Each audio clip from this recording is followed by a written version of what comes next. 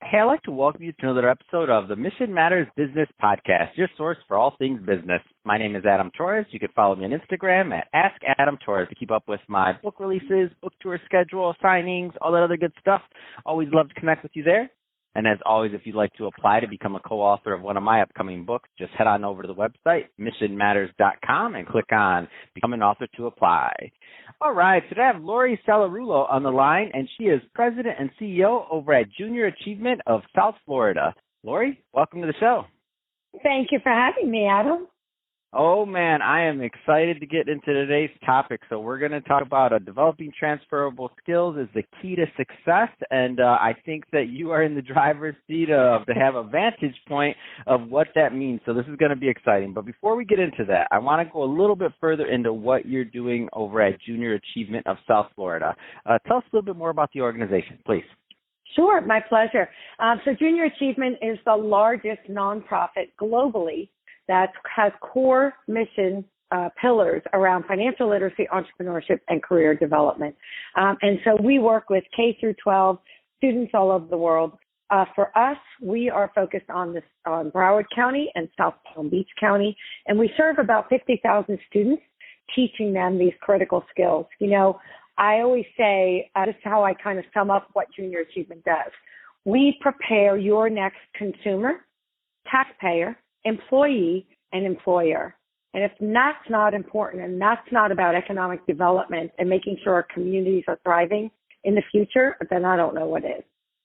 Oh, I love it. And I'm familiar with the program and have been for many years. And for the listeners, though, that are listening to this and maybe they're not familiar with it, can you talk a little bit more about the programs and kind of just the nuts and bolts of how it works?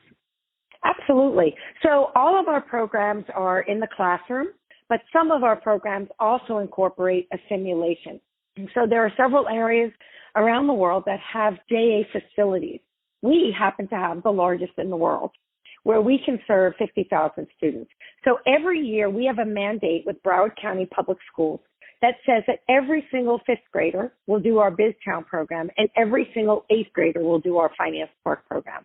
And those two programs are really focused on the basics of financial literacy. Our eighth graders are learning how to prepare budgets, how to connect, well, if I get this job and I make this much money, this is what I'm going to be able to do, and this is the lifestyle I'm going to be able to live.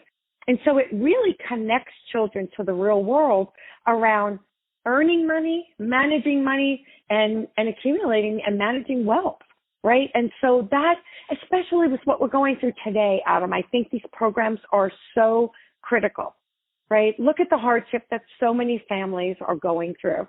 And if we can get our children ready and break that cycle and have them have money for a rainy day, lower their debt, all those types of things around financial literacy. If we can teach them, as we're going to talk about, I know more about transferable skills, those critical soft skills that they can apply in almost any job, they're going to be so much better positioned for success. And so are we as a community. So, Laurie, I hear people say this all the time. They're like, well, they don't teach our kids this in school, or I wasn't taught this growing up, or this, that. And I'm like, and I always, in the back of my head, or sometimes depending on my relationship with the person, I'll say, well, you must not have heard of Junior Achievement, or they didn't have that in your school when you were growing up, because they actually do. You just didn't get it. Exactly. And, look, every JA area is different. But I can tell you, we are one of the few, and we're very fortunate to have that mandate with Broward County Public Schools. So every single child is getting in fifth and eighth. Now, do I think that's enough? Absolutely not. And so one of the things this year is really a campaign around advocating for a required high school course in financial literacy to build on what we teach them in fifth grade and in eighth grade, because now in high school, they're closer to the real world, right, to getting out there. And so part of what our mission is down here is to advocate our school board members in our community and rally around and make sure that Broward is one of those counties that requires this education, because it is just as important as math and reading and all those other subjects that we're teaching. Oh, absolutely. I love it. And I think it's a great transition, too. So let's go into why it's so important. So developing transferable skills through JV or just in general, like why is that important for success? I'll give you a perfect example of a real life situation of something that's just recently happened. And this is an adult. And so I say this because it's not just, but we have to grow them in with these transferable skills. So there was an employee, I won't say who, what, where she worked, who had the opportunity over the last 3 or 4 years to grow and to get training and to expand her knowledge, because her position eventually was going to become obsolete because of computerization, technology, right? We don't no longer need somebody just sit and input data, right? So the opportunity was there for her to grow, to go to training, how to analyze the data and all of that. And her answer over the last 3 to 4 years was, yeah, no, I don't want to learn any of that. Yeah, no, I don't want to learn any of that. I'm okay. Well, guess what?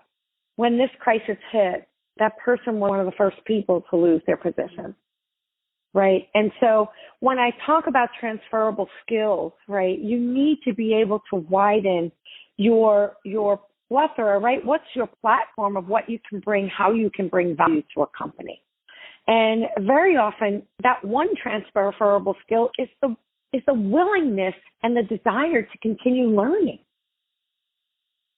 right? So when we think about let's take it back to the school for a little bit longer. And specifically the high school thing, because I know what you're doing in the younger grades, but when we think about developing those transferable skills, my personal story was that I started at my first financial firm, so I was in finance for almost 14 years at one point before doing this, going into media. But I started at my first financial firm, and I was working in the IRA department when I was 16.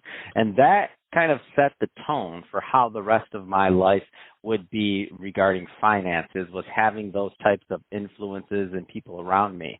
So when I think about that pivotal time of somebody's development, like how important it is for them to start developing them at that point.